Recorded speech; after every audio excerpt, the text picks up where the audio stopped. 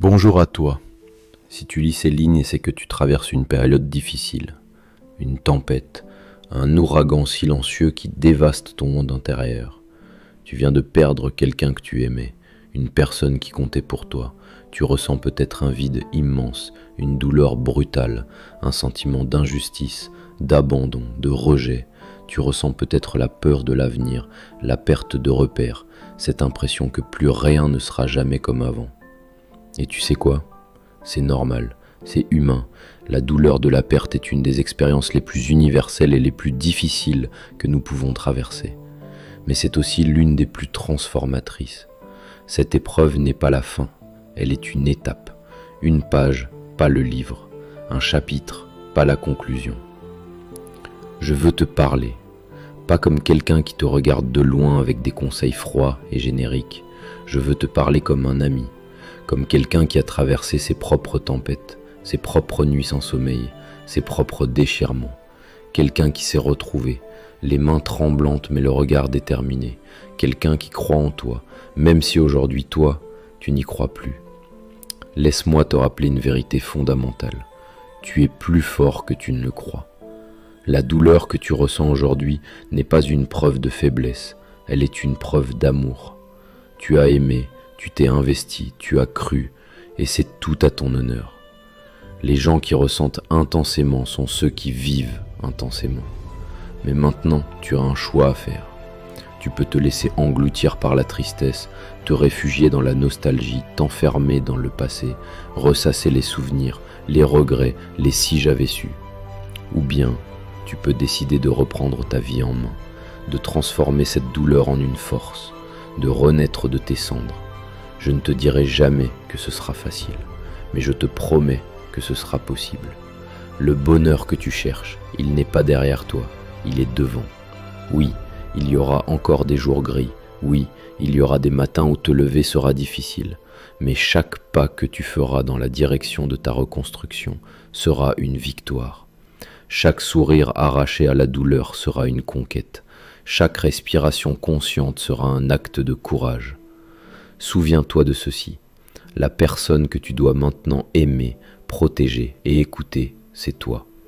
Peut-être que tu t'es oublié dans cette relation, peut-être que tu as tout donné à l'autre et que tu t'es mis en dernier, peut-être que tu as accepté des choses que tu n'aurais jamais dû tolérer, peut-être que tu t'es perdu en chemin. Alors aujourd'hui, c'est le moment de te retrouver, de te rechoisir, de redevenir la priorité dans ta propre vie. Tu as en toi des forces que tu n'as pas encore explorées, des passions que tu as mises de côté, des rêves que tu as oubliés. Il est temps de te reconnecter à ce qui te fait vibrer. Peut-être que tu aimes la musique, l'écriture, le sport, les voyages, la nature, les arts. Peut-être que tu n'as pas encore trouvé ce qui te fait vibrer. Ce n'est pas grave. C'est le moment de chercher, d'explorer, d'oser. Replonge dans ces espaces où ton âme respire. Reconnecte-toi à toi-même avec la même intensité que tu as aimé l'autre. Offre-toi la même attention, la même douceur, la même bienveillance. Rebâtis-toi jour après jour. Fixe-toi de petits objectifs. Célèbre chaque avancée, même minuscule. Le simple fait de se lever, de préparer un repas, de sortir marcher, de rire même légèrement, sont des actes puissants.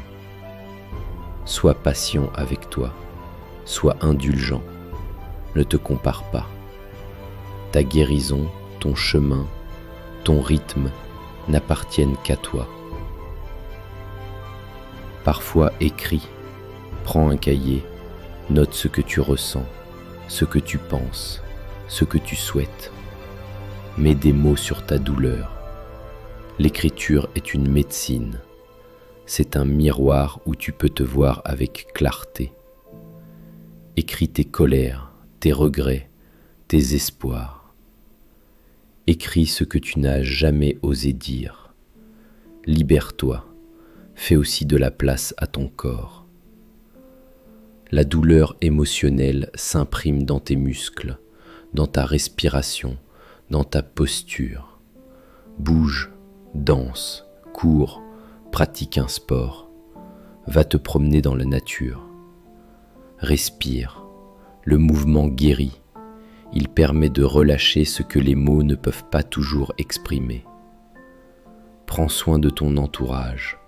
Entoure-toi de personnes qui t'aiment, qui t'écouteront sans te juger, qui t'épauleront quand tes jambes flancheront. Tu n'as pas à traverser cette épreuve seul.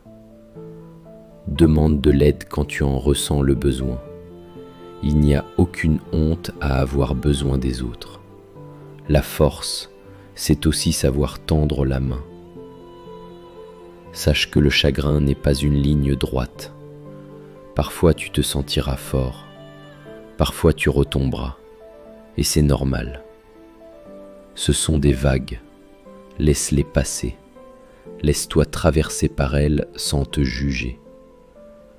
Ce n'est pas la chute qui te définit, c'est ta volonté de continuer. Accorde-toi aussi des moments de silence, de solitude choisie. La solitude n'est pas une ennemie. C'est un espace sacré pour te redécouvrir. Prends le temps de t'asseoir avec toi-même. Ressens qui tu es, au-delà de la relation, au-delà de la douleur. La solitude est le terrain où germent les plus belles renaissances. Apprends aussi à nourrir ta gratitude.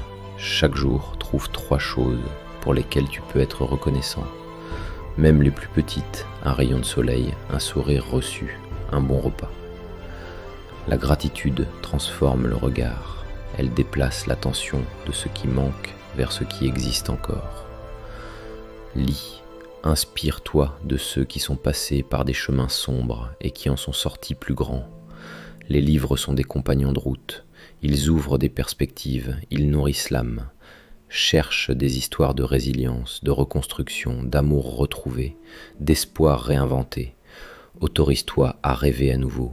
Crée une liste de choses que tu aimerais accomplir, des lieux que tu aimerais visiter, des projets que tu aimerais tenter. Redonne-toi une direction, une perspective d'avenir. La douleur fige, mais les rêves réouvrent les portes. Et surtout, sois présent, ici, maintenant. Trop souvent, on s'enferme dans le passé où on anticipe un futur sombre. Ramène-toi à l'instant présent. Respire. Ressens tes pieds au sol, ressens ton cœur qui bat, ressens que tu es vivant. Chaque instant présent est une chance de recommencer, et surtout, ne ferme pas ton cœur. La déception peut donner envie de se blinder, de ne plus croire, de ne plus aimer, mais l'amour reste la plus belle aventure qui soit, même s'il nous expose à la douleur. Ce n'est pas l'amour qui fait souffrir. Ce sont les attachements mal équilibrés, les attentes non partagées, les chemins qui finissent par diverger.